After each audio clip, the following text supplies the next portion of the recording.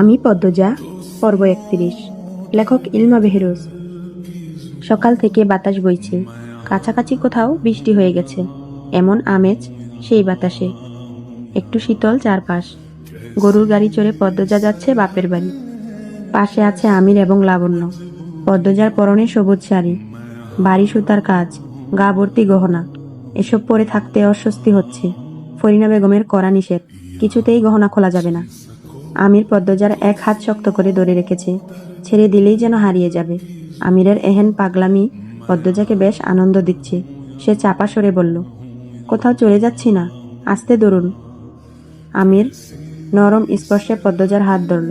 পদ্মজা বলল, মনে আছে তো কি বলেছিলাম? কি? সঙ্গে সঙ্গে পদ্মজা হাই হাই করে উঠল। ও মা, ভুলে গেছেন? আমির শূন্যে তাকিয়ে মনে করার চেষ্টা করল। সকালে ঘুম ভাঙার পর দেখেছিল পদ্মজা নতুন শাড়ি পরে দাঁড়িয়ে আছে। আমির মিষ্টি করে হেসে ডেকেছিল, এদিকে আসো। পদ্মজা ছোট ছোট করে পা ফেলে আমিরের পাশে দাঁড়ালো। আমির খপ করে পদ্মজার হাত ধরে বিছানায় বসিয়ে দিয়ে বলল, কখন উঠেছ? যেভাবে টান দিলেন, ভয় পেয়েছি তো। এত বিতু? কখনোই না। তা অবশ্য ঠিক।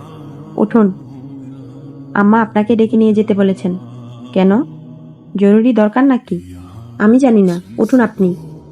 এই, তুমি তো কম লজ্জা পাচ্ছ। পদ্মজার মুখ লাল হয়ে ওঠে। সে বিছানা থেকে দূরে সরে দাঁড়ালো, মাথা নত করে বলল, আপনি লজ্জা দিতে খুব ভালোবাসেন। আমির হাসতে হাসতে বিছানা থেকে নামলো। তোমার চেয়ে কম ভালোবাসি। আচ্ছা, তুমি কবে ভালোবাসবে বলো তো? পদ্মজা পূর্ণ দৃষ্টিতে আমিরকে দেখল। আমির আবার হাসলো। পদ্মজার দিকে এগিয়ে এসে বলল, যেদিন মনে হবে তুমিও আমাকে ভালোবাসো, বলবে কিন্তু। সেদিনটা আমার জীবনের শ্রেষ্ঠ সময় হবে। পদ্মজা তখনও এক দৃষ্টিতে তাকিয়ে আছে। আমির হাত নাড়িয়ে পদ্মজার পলক অস্থির করে বলল, কি ভাবছ? কিছু না। কিছু বলবে?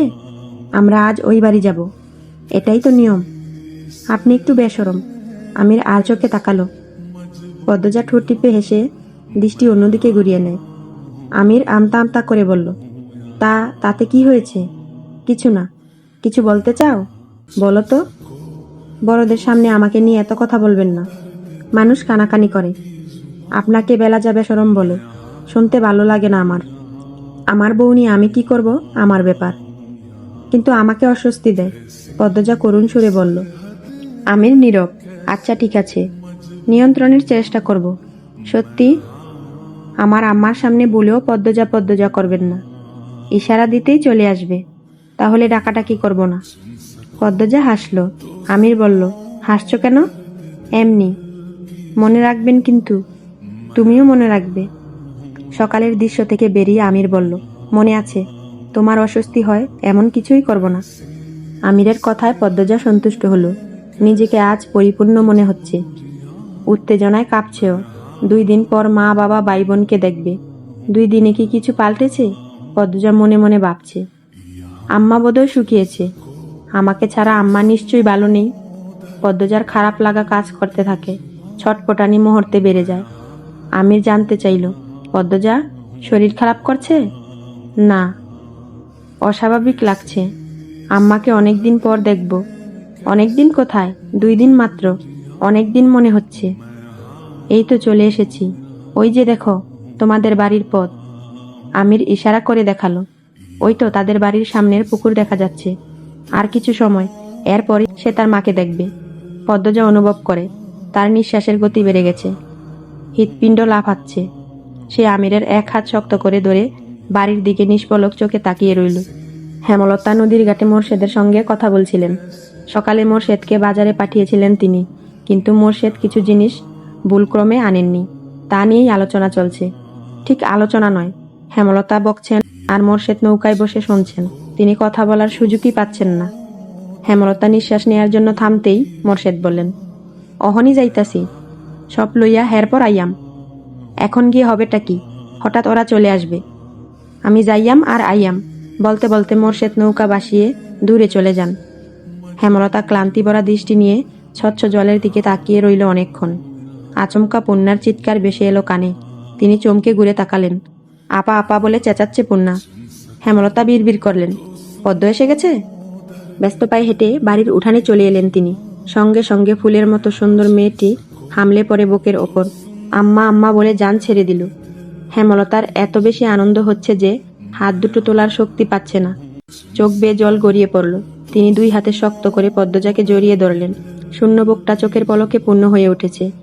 পদ্মজা নিশ্চয়ই বুঝে যাবে 2 রাত তার আম্মা ঘুমোয়নি। চোখ দুটো নিশ্চিন্তে আরাম করতে পারেনি। বুঝতেই হবে পদ্মজাকে। পদ্মজা ঘন ঘন লম্বা করে নিঃশ্বাস টানছে। স্পষ্ট একটা ঘ্রাণ পাচ্ছে সে, মায়ের শরীরের ঘ্রাণ। পারলে পুরো মাকেই এক নিঃশ্বাসে নিজের মধ্যে নিয়ে নিত। হেমলতা পদ্মজার মাথায় আলতো করে ছুঁয়ে দিয়ে বললেন, আর কাঁদিস না। এই তো আম্মা, আছি তো। তোমাকে খুব মনে পড়েছে আম্মা। আমারও মনে পড়েছে। হেমলতার চোখের জল ঠোঁট গড়িয়ে গলা অবধি পৌঁছেছে। তিনি অশ্রু মিশ্রিত ঠোঁটে পদ্মজার কপালে চুমু দেন। আমির হেমলতার পা ছুঁয়ে সালাম করতে নেই। হেমলতা ধরে ফেললেন। আমিরের মাথায় হাত বুলিয়ে দিয়ে বললেন, লাগবে না বাবা। আমির বিনীত কণ্ঠে বলল, ভালো আছেন আম্মা? ভালো আছি। তুমি ভালো আছো তো? আমার মেয়েটা কান্নাকাটি করে জ্বালিয়েছে খুব? ভালো আছি আম্মা। একটু একটু তো জ্বালিয়েছেই। কথা শেষ করে আমির আর চোখে পদ্মজার দিকে তাকালো। ফোপাচ্ছে পদ্মজা। হেমলতা অনেকক্ষণ চেষ্টা করে পদ্মজাকে নিয়ন্ত্রণে আনেন। বাড়িতে মঞ্জুরা, হানি সহ হানির শ্বশুরবাড়ির অনেকেই ছিল। তারা আগামীকাল ঢাকা ফিরবে। জামাই স্বাগতমের বিশাল আয়োজন করা হয়েছে। পূর্ণা পদ্মজা ও লাবণ্যকে টেনে নিয়ে গেল ঘরে। হানির স্বামী আমিরকে নিয়ে গল্পের আসর জমালো। আমির আসার সময় গরুর গাড়ি ভরে বাজার করে নিয়ে এসেছে। হেমলতা সেসব গোছাচ্ছেন। তিনি বারবার করে মজিদ মাতব্বরকে বলে দিয়েছেন ফের যাত্রায় বাজার না পাঠাতে। তবুও পাঠিয়েছেন। ফেলে তো দেওয়া যায় না। পূর্ণাকে আমির ছোট আপা বলে ডাকছে। শালির চোখে একদমই দেখছে না। তেমন রসিকতাও করছে না। আমিরের ব্যবহারে পূর্ণা ধীরে ধীরে ওকে বনজামাই হিসেবে পছন্দ করে নিচ্ছে। না হোক নায়কের মতো সুন্দর, মন তো ভালো। লাবণ্য আমির আর পূর্ণার সঙ্গে লুডু খেলছে হানির বড় ছেলে। পদ্মজা কিছুক্ষণ খেলে উঠে এসেছে।